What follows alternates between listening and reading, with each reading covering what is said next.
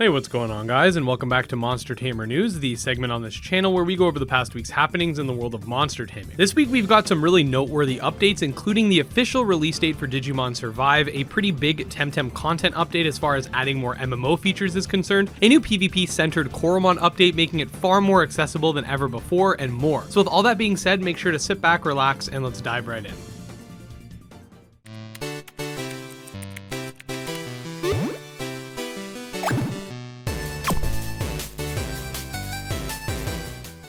Okay, so first things first, yes, Digimon Survive's release date has been officially confirmed, with the game coming to the West on July 28th for Nintendo Switch, PS4, Xbox One, and PC via Steam. This is definitely good news after the 3 separate year-long delays, and many thinking the game would not survive, if you will. So despite me not being someone who's super into tactical RPGs, I'm definitely gonna buy it to support the franchise and try to escape my comfort zone a little. I don't have a lot of experience with these types of games, so I'm quite excited if I'm being honest. A monster taming game that you may be familiar with that recently dropped a Kickstarter trailer is Grimmlins Tale, a real-time combat monster taming fairy tale adventure RPG where you command multiple gremlins at once during battle. The game features some cool stuff like mounting, Breath of the Wild-esque climbing, and a fun cast of characters inspired by classic fairy tales, nursery rhymes, and folk tales. The game is going to be live on Kickstarter on May 5th, and I will leave a link to the pre-Kickstarter page where you can wishlist/follow it to get notified when it launches. Definitely expect a Kickstarter breakdown and some other fun stuff soon. Temtem just updated to version 0.9, which is the first major content update in the Arbory cycle. This update brought forth quite a few new features, and you're more than welcome to check out this video for a full look at the patch notes, but for a brief summary, these additions include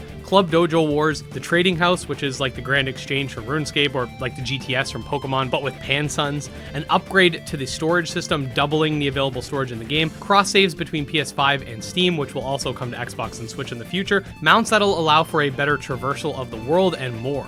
Coromon's latest update dropped last week and brought forth a ton of major changes for the game as far as PvP is concerned, and these changes are huge. Firstly, skill flashes are now permanent, so no more worrying about using them up. Secondly, Coromon now scale up when playing in level 50 matches. This means that you can freely allocate your potential points in the squad menu, which makes everything so much easier. You can play competitively with standard or potent Coromon, so definitely try out some PvP. I think this type of accessibility will really keep the scene alive.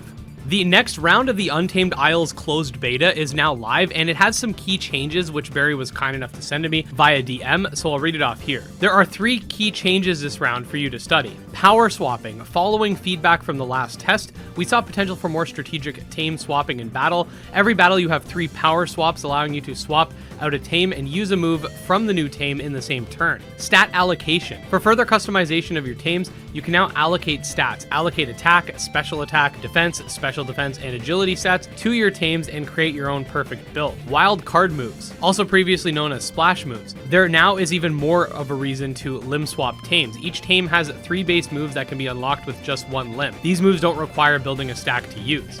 And with that, we're going to head into the rapid fire segment of today's video, which goes over the updates that don't require a lengthy explanation. First of all, Atlas just reported that Shin Megami Tensei 5 just sold 1 million copies since its release in November. Honestly, a great milestone for the franchise, and I hope to see more from the studio. Here we get to see a new finisher ability for Gorit. We got a new sprite redesign for Zokai, a new disc creature animation for Disc Creature's World, some new Tama for Anode Heart. Here we see a plushie for the upcoming Essentials Kickstarter, some new Abami and variants for Abomination, an updated type chart for Cassette Beasts, a sprite overhaul for Quillen in Monster Sanctuary. Chain Monsters is planning on revealing their Phase 2 beta on April 26th. We got a new update for Automon that brings forth ability upgrades, more legendary areas, new music, and more. And finally, last but not least, we got a new patch for Sky Climbers, which brings forth some optimization and bug fixes. And there you go, guys. Another great week in the genre with a ton of stuff for any monster taming fan. This month honestly has been wild, obviously with me covering all the ins and outs of Coromon, but also with the latest developments as well. I'm currently starting to put together another Mon Games You Never Knew About video to add even more games to the segment, so definitely stay tuned for that as well. And if you are a fan of monster taming, definitely subscribe to the channel for news, breakdowns, reviews, guides, let's plays, discussions, and more. You can also check me out on Twitter, Discord, Patreon, all links below. Special thanks to the patrons, especially Dro Ghost, Dark Persona, Steelcase, and Jim Hamilton. And with that, we'll see you guys next time.